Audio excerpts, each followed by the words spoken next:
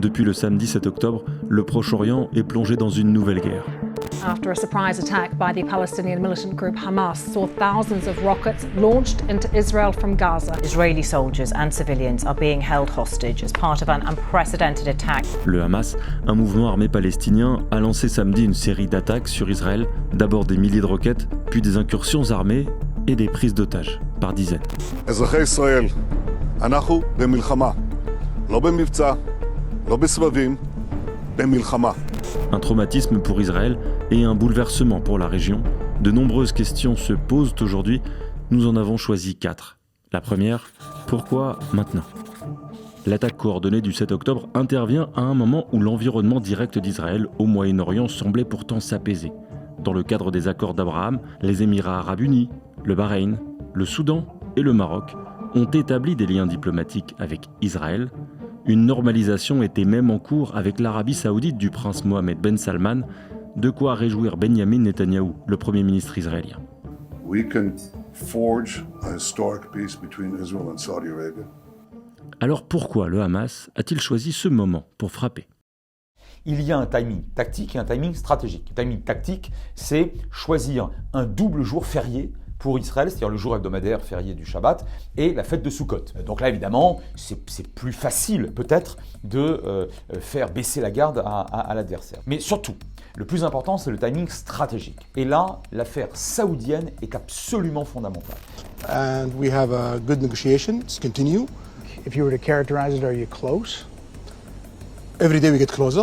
It seems it's for the first time real one, serious. We're gonna see how it goes. Imaginons le Hamas qui voit l'État dépositaire et gardien des lieux saints de la Mecque et Médine, l'Arabie saoudite, reconnaître Israël, c'est-à-dire reconnaître la légitimité de l'État-nation du peuple juif. Ça ferait s'effondrer la légitimité du caractère religieux et théologique du Hamas contre Israël. Et ça, pour le Hamas, c'est intolérable. Donc ce qu'il essaye de faire, par une intervention terroriste, mais surtout beaucoup plus massive et meurtrière que d'habitude, c'est d'attirer une riposte fulgurante d'Israël, dont les images très dures sur la population palestinienne empêcheraient Riyad et peut-être d'autres pays arabo-musulmans de reconnaître Israël. Deuxième question, l'Iran est-elle derrière l'attaque ?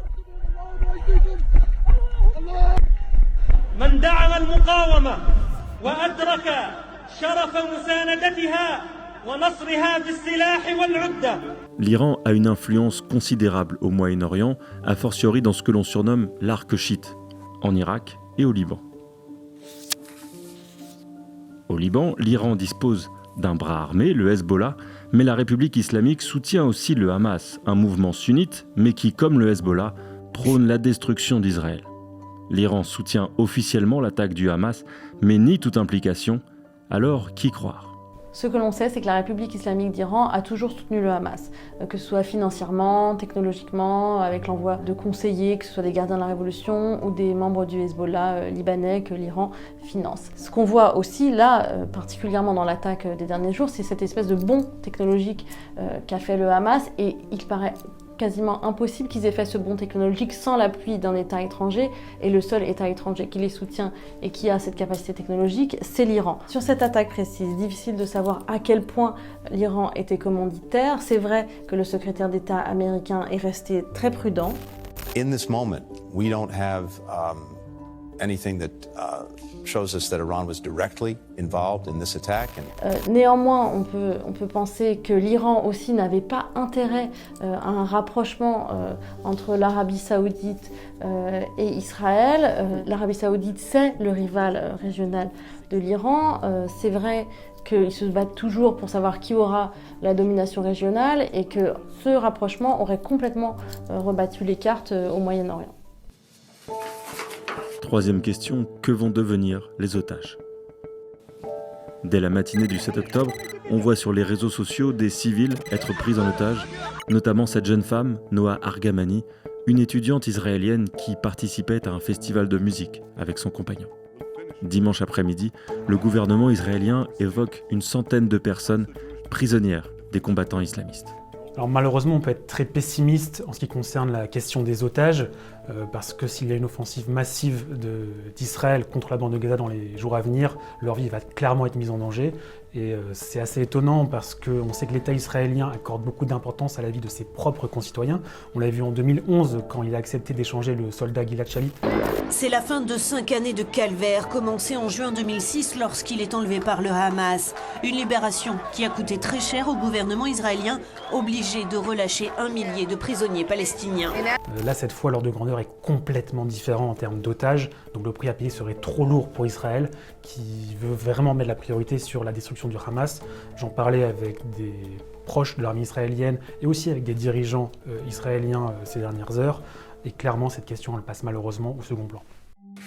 Quatrième question, va-t-on maintenant vers un conflit régional ? Au Proche-Orient, en tout cas, la rhétorique guerrière se durcit.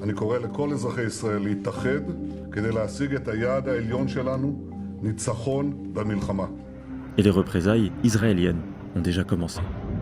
And Israel's response has been swift. Thousands of airstrikes, and Gaza is now cut off from all essential services, including electricity, water, and food. The era of reasoning with these savages is over. Over. Now is the time to obliterate Hamas's terror infrastructure. Les prochains jours et les prochaines semaines seront terribles. Le seul point sur lequel je suis relativement optimiste, c'est sur la régionalisation du conflit. Je n'y crois pas. Je n'y crois pas du tout. Pour 2 raisons. La première raison, c'est que le Hezbollah, dont on parle très souvent, qui est très présent et très puissant au sud-Liban, a un agenda qui n'est pas celui du Hamas. Son agenda, c'est le Liban. Par ailleurs, aucun État arabe n'a à la fois la volonté et la capacité d'attaquer Israël et surtout pas au profit du Hamas. Un petit inventaire très très rapide. La Ligue arabe, c'est 21 États plus l'autorité palestinienne. Un tiers n'existe pratiquement plus que sur le papier. Un tiers a déjà fait la paix avec Israël ou est en voie de rapprochement, notamment l'Arabie Saoudite, donc c'est pas maintenant qu'elle va attaquer Israël. Et un dernier tiers est trop faible et ou trop éloigné pour entreprendre quoi que ce soit, je pense notamment à des pays comme l'Algérie. Donc, alors, je peux tout à fait me tromper, mais je pense qu'il n'y aura pas extension géographique, qu'il n'y aura pas régionalisation de cette guerre.